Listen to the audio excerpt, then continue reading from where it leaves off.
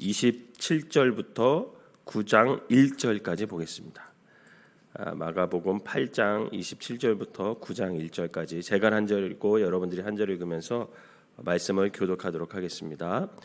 예수와 제자들이 빌립보 가이사랴 여러 마을로 나가실새 길에서 제자들에게 물어 이르시되 사람들이 나를 누구라 하느냐?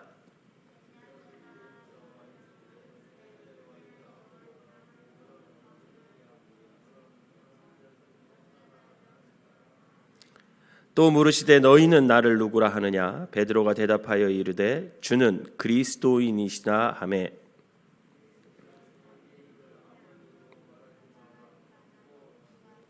인자가 많은 고난을 받고 장로들과 대제사장들과 서기관들에게 버림받아 죽임을 당하고 사흘 만에 살아나야 할 것을 비로소 그들에게 가르치시되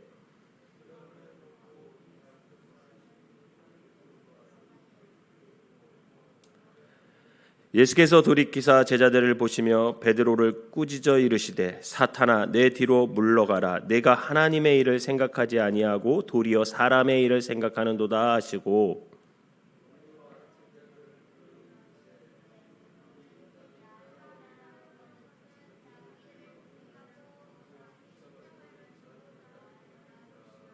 누구든지 자기 목숨을 구원하고자 하면 잃을 것이요 누구든지 나와 복음을 위하여 자기 목숨을 잃으면 구원하리라.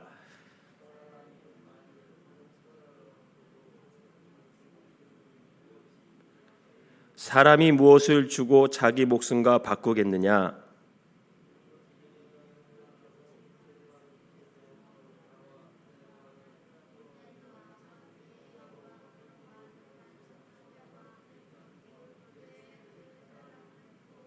같이 읽겠습니다. 또 그들에게 이르시되 내가 진실로 너희에게 이르노니 여기 서 있는 사람 중에는 죽기 전에 하나님의 나라가 권능으로 임하는 것을 볼 자들도 있느니라 하시니라. 아멘. 이 새벽에도 하나님의 은혜가 여러분들과 함께 하시기를 주님의 이름으로 축원합니다. 성탄절 새벽입니다. 주님이 이 땅에 오신 날을 기념해서 우리가 이 성탄절을 하나님 앞에 감사하며 예배를 드리는 그런 날 새벽에 여러분들이 이 전을 찾으셔서 정말 감사를 드립니다. 오늘 본문은 굉장히 중요한 본문이에요. 왜냐하면 그동안 예수님께서 당신 스스로가 당신이 하나님의 아들이고 구세주이심을 여러 가지 방법을 통해서 제자들과 사람들에게 보여주셨습니다. 때로는 귀신을 내쫓으시면서 병자를 고치시면서 풍랑을 잔잔케 하시면서 또 죽은 자를 살리면서 물고기와 두 마리와 떡 5개로 수많은 사람들을 배불리 먹이면서 또 하나님 나라에 대한 비유를 통해 제자들과 사람들에게 말하면서 당신 스스로가 하나님의 아들이고 구세주이심을 계속해서 나타내 주셨어요. 1장부터 이제 이 8장까지 올 때까지. 근데 오늘 본문에서는 예수님은 빌립보 가이사라는 지역에서 제자들에게 물어요. 뭐라고 묻습니까? 27절 한번 다시 한번 읽어볼까요? 27절 시작. 예수와 제자들이 빌립보 가이사랴 여러 마을을 나가실새 길에서 제자들에게 물어 이르시되 사람들이 나를 누구라 하느냐 이렇게 물어요. 여러분 왜 하필 다른 장소가 아니라 가이사랴 빌립보 그 여러 지역을 돌아다니면서 예수님께서 이런 질문을 하셨을까? 여러분 말을 우리가 가이사랴 이렇게 붙인 것처럼 이 가이사랴 빌립보라는 지역은 로마령이었어요. 로마령. 그러니까 로마가 다스리고 있는 지역이었는데 거기에 굉장히 큰 여러분 이제 그 글래디에이터 이런 영화 보셨어요? 그럼 검투장 있잖아요. 검투장. 그런 것처럼 검투장이 있는 거예요. 검투장. 그러니까 이제 제자들이 그 지역을 돌아다니면서 복음을 예수님과 함께 전하면서 그 의리의리한 검투장을 보게 된 거죠. 여러분 로마는 신이 누굽니까? 황제예요. 황제. 황제가 신이거든요. 그래서 황제를 신이라고 여기지 않는 사람들은 그때 당시 다 처형이 됐어요. 그때 예수님이 그런 화려한 로마의 어떤 그런 문화들, 그런 높은 빌딩들, 건물들 뭐 이런 걸 보면서 제자들이 야, 로마는 정말 대단하겠구나 뭐 이런 것을 느끼고 있을 때 예수님이 그 지역에서 물어보는 거예요. 정말 이 땅의 신이 로마의 황제냐? 아니라는 거죠. 그러면서 예수님이 질문하는 거예요. 사람들이 나를 누구라 하냐? 그랬더니 제자들이 그동안 사람들이 예수님에 대해서 이런 분이다 저런 분이다 라고 말했던 것을 대신 얘기해 줘요. 28절 한번 읽어볼까요? 시작. 제자들이 여짜와 이르되 세례 요한이라 하고 더러는 엘리야 더러는 선지자 중에 하나다. 이렇게 대답을 해주죠. 그랬더니 예수님께 또 물어보십니다. 29절. 그럼 너희는 나를 누구라 하느냐? 그랬더니 제자들 중 베드로가 뭐라고 얘기합니까? 주는 그리스도이십니다. 그리스도이십니다. 이렇게 얘기해요. 여러분 이거 마태복음 16장 16절에도 똑같이 나오거든요. 거기에서 뭐라고 합니까? 주는 그리스도시요 살아계신 하나님의 아들입니다. 이렇게 얘기를 하는 거죠. 그랬더니 예수님이 제자들에게 당신이 앞으로 하실 일에 대해서 말씀하시면서 이것은 다른 사람에게 말하지 말고 너희만 알고 아무에게도 말하지 말라 하시면서 처음으로 예수님께서 이제 앞으로 당신께서 받으실 고난에 대해서 죽음에 대해서 그리고 부활에 대해서 말씀을 해 주십니다. 여러분 31절 읽어볼까요? 31절 시작. 인자가 많은 고난을 받고 장로들과 대제사장들과 서기관들에게 버림받아 죽임을 당하고 사흘 만에 살아나야 할 것을 비로소 그들에게 가르치시되 이렇게 얘기합니다. 여러분 잘 보세요. 그동안은 당신 스스로가 예수님이 하나님의 아들이고 구세주이심을 나타냈다면 지금은 처음으로 제자들 중 베드로가 자기의 입을 통해서 예수님께서 하나님의 아들이고 그리스도라는 것을 고백하게 됩니다. 이 고백을 들은 예수님은 이제 제자들이 당신이 앞으로 하나님의 뜻을 이루기 위해서 걸어가야 하는 그 고난의 길, 죽음 그리고 부활에 대해 이야기를 해도 되겠다라는 마음이 당신이 들으신 거예요. 그래서 예수님은 비로소 31절 제자들에게 앞으로 주님이 겪게 될 그 고난, 그 죽음, 그 부활에 대해서 처음으로 빌립보 가이사랴 지방에서 말씀을 하고 있는 것입니다. 여러분 이제 성경을 마가복음 우리가 1장부터 지금까지 여기까지 해왔는데 쭉 이제 읽다 보면 9장 이후부터는 마가복음을 읽다 보면 예수님이 자주 이제 당신이 받을 고난과 죽음에 대해서 제자들에게 가르치고 결국 부활을 통해 영광을 받을 것이다 라는 것을 이제 자주 말씀을 해요. 그랬더니 이 예수님의 고난과 죽음과 부활에 대해 얘기를 들은 베드로의 반응이 어떠합니까? 32절 한번 읽어봅시다. 여러분 32절 시작. 드러내놓고 이 말씀을 하시니 베드로가 예수를 붙들고 항변하며. 여기 보면 베드로가 드러내놓고 예수를 붙들고 항변하네 라는 표현이 있어요. 여러분 사실 이 표현은 감히 제자가 스승에게 할 수 없는 표현이에요. 더욱이 방금 예수님을 하나님의 아들이고 구세주로 고백했는데 여러분 스승에게도 하면 안 되는 행동을 지금 하나님 아들 그리스도께 하고 있는 거예요. 이 베드로의 행동은 다른 제자들도 다 보고 있는데 공공연하게 예수님의 멱살을 잡고 꾸짖으면서 그런 말 하지 말라고. 왜 지금 그런 말 하냐고. 이렇게 베드로가 얘기하는 겁니다. 여러분 여기 항변하매라는 말을 다른 말로 바꾸면 꾸짖으면서라는 말로 바꿀 수 있어요.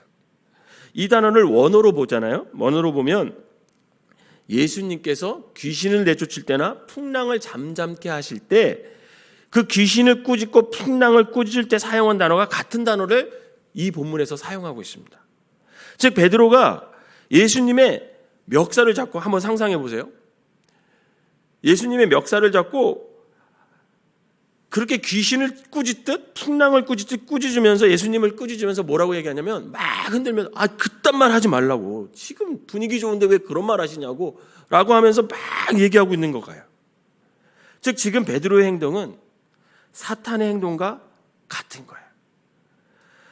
여러분, 사탄은, 마귀는 예수님이 고난받으시고 죽으시고 부활하면 어떻게 될까요? 사탄의 세력들은 무너지는 거예요. 사탄의 세력들은 다 없어지는 거예요. 그 순간 사탄의 베드로의 입과 손을 빌려서 그 예수님의 그런 길을 가지 못하도록 지금 막 꾸짖고 있는 거예요. 그것을 알아차린 예수님은 베드로 뒤에 숨어있는 사탄을 내어 쫓으십니다. 32절 한번 읽어볼까요? 32절 시작. 33절 시 33절 시작. 예수께서 돌이키사 제자들을 보시며 베드로를 꾸짖어 이르시되 사탄아 내 뒤로 물러가라. 내가 하나님의 일을 생각하지 아니하고 도리어 사람의 일을 생각하는도다. 아멘. 그러면서 이제 제자들과 무리를 부르시고 그 앞에서 다시금 드디어 이제 십자가를 진다는 게 무슨 의미냐라는 것을 말씀해 주세요. 34절부터 38절 우리 끝까지 한번 다시 읽어보겠습니다. 시작.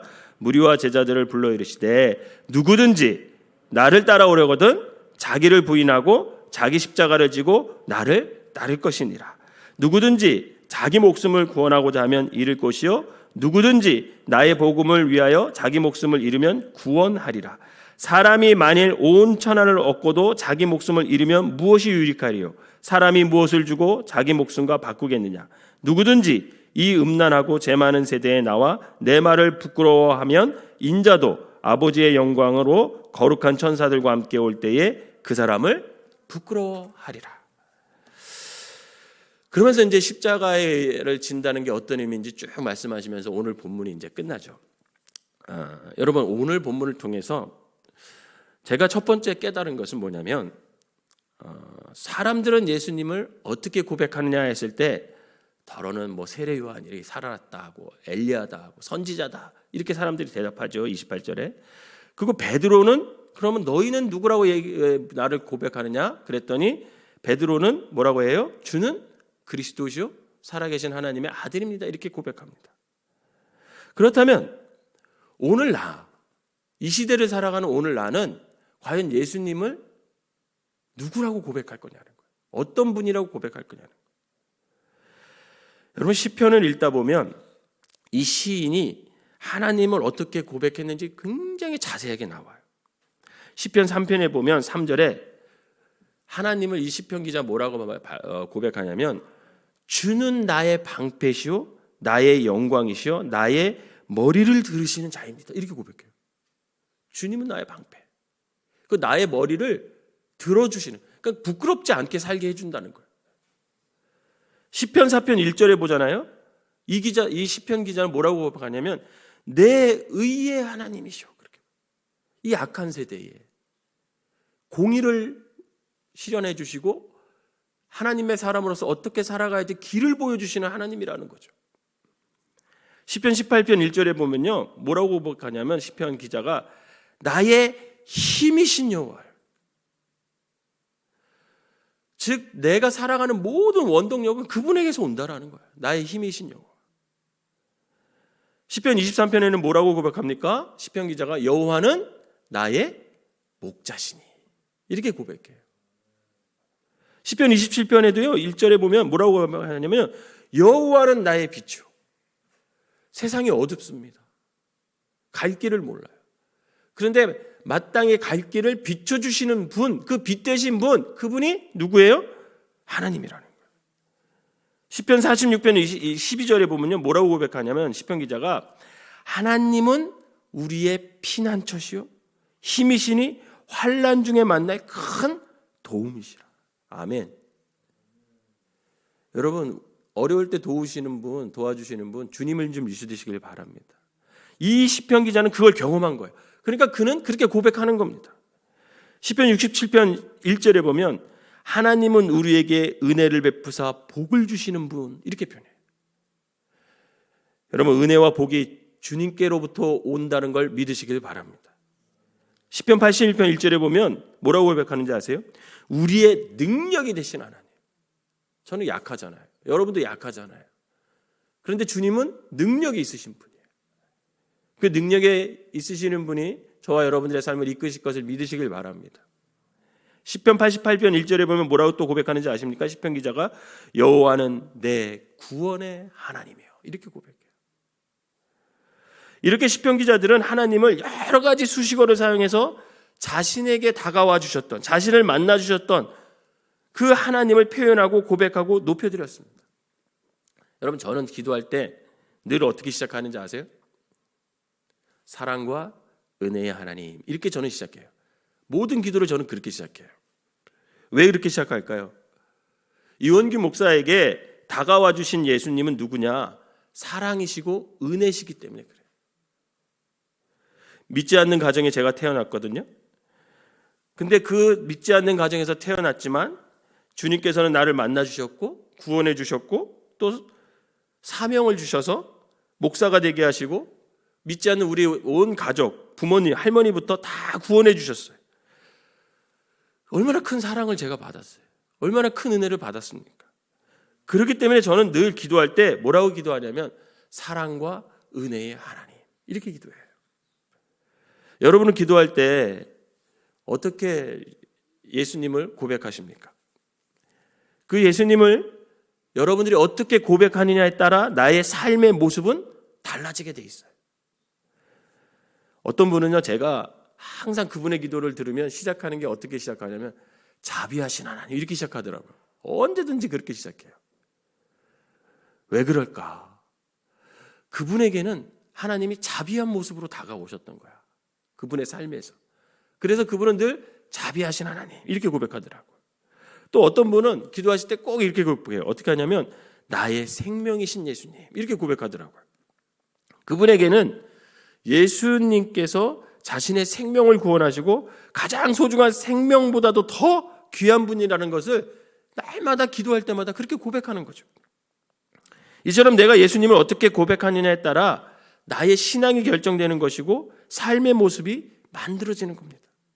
사랑하는 성도 여러분, 시편 기자들과 같이 베드로와 같이 예수님의 확실한 고백을 통해 주님을 날마다 높이고 그 고백되어진 예수님께서 여러분들의 삶을 그 고백대로 이끌어갈 것을 믿으시기를 바랍니다. 두 번째로 제가 깨달은 것은 이 본문을 읽으면서 십자가를 진다는 의미가 뭘까라는 것을 좀 고민해 봤어요. 34절에서 38절을 이렇게 정리해 보면 결국 십자가를 진다는 건 뭐냐면, 자기 십자가를 진다는 것은 결국 세상을 향한 나의 관심을 좀 거리를 두는 거예요. 그런 거에 대해서. 그 거리를 두고 살아가는 것, 세상과 좀 거리를 두고 살아가는 것, 그게 십자가, 자기 십자가를 지는 것이 아닐까. 여기서 말하는 자신의 관심사는 세상을 향해 있는 관심사를 말해요. 그럼 세상을 향한 나의 관심사가 뭘까? 요즘 사람들은 대부분 관심사가 뭘 것 같아요, 여러분? 돈과 다 연결되어 있어요. 돈과. 요즘 사람들의 관심사. 돈과 다 연결되어 있습니다. 그렇다면 자기 십자가를 진다는 것은 그 돈의 마음을 빼앗긴 우리의 마음을 주님께로 또는 주님의 말씀으로 돌려서 그 주님의 사역에 그분의 뜻에 관심을 두고 그것에 합당한 삶으로 나의 삶을 맞춰서 살아가는 것. 여러분, 바로 이것이 자기 십자가를 지고 살아가는 것을 의미합니다. 그렇다면 왜 세상을 움직이는 돈에 관심을 돌려서 그 예수님과 예수님의 말씀과 뜻에 관심을 우리가 좀 갖고 자기 십자가를 살아가는 그 삶이 왜 중요할까? 여러분, 왜 중요할 것 같아요? 간단합니다. 그래야 온전히 예수님을 주는 그리스도시요 살아계신 하나님의 아들이다, 이렇게 고백할 수 있는 믿음이 생기기 때문에 그래요. 여러분, 세상을 향해 관심을 두고 돈에만 관심을 두고 살아가는 사람들은요, 절대로 예수님을 주는 그리스도시요 살아계신 하나님의 아들입니다, 이렇게 고백 못합니다. 고백할 수가 없어요. 사랑하는 성도 여러분, 우리가 베드로와 같이 시편 기자와 같이 올바른 신앙 고백, 진정한 하나님에 대한 고백을 하기 위해서는 예수님께 관심을 둬야 돼요. 그분의 말씀과 그분의 뜻에 날마다 관심을 갖고 자기 십자가를 지는 삶을 살아갈 때 우리는 온전한 신앙 고백을 날마다 하며 살아갈 수가 있는 거죠. 바라기는 내가 고백하는 예수님에 대한 신앙 고백이 나의 삶을 아름답게 만들어갈 것을 믿고 세상에 관심을 둬서 내 마음을 돈과 사탄에게 빼앗기는 것이 아니라 내 마음을 항상 예수님께, 그분의 말씀과 그분의 뜻에 두는 자기 십자가를 지는 삶을 통해 온전한 신앙 고백을 드릴 수 있는 저와 여러분들이 되어주시기를 주님의 이름으로 축원합니다. 기도하겠습니다. 사랑과 은혜가 충만하신 하나님, 분명한 주님에 대한 신앙 고백이 있게 하여 주시옵소서. 그 신앙 고백을 통해서 우리가 드리는 신앙 고백이 하나님의 은혜로, 하나님의 인도하심으로, 성령님의 도우심으로 그 고백되어진 대로 우리의 삶을 만들어가 주시옵소서. 또한 하나님, 우리가 세상과 좀 거리를 두고 다른 사람들은 다 돈을 추구한다 할지라도 우리는 거기서 좀 거리를 두고 하나님과 주님과 주님의 말씀과 주님의 뜻에 아버지 우리가 관심을 둬서 아버지 하나님 그렇게 살아갈 때 온전한 신앙 고백을 드릴 수 있음을 믿고 아버지 하나님 날마다 주님의 뜻을 생각하며 주님의 일을 생각하며 살아갈 수 있는 믿음의 사람들이 될 수 있도록 인도하여 주시옵소서. 성탄절입니다. 이 땅에 정말 가장 낮은 그 말구 위에 아버지 하나님 태어나신 그 주님을 생각합니다. 하늘의 보좌를 다 버리고 아버지 낮고 낮은 이 땅에 우리를 구원해 주시기 위해서 온 예수님을 아버지 마음 깊숙이 우리가 받아들이고 아버지 그분을 모심으로 말미암아 이 땅에서도 아버지 하나님 주님 때문에 행복한 귀한 삶이 될 수 있도록 우리를 인도하여 주시옵소서. 예수님의 이름으로 기도하옵나이다. 아멘. 찬송가 151장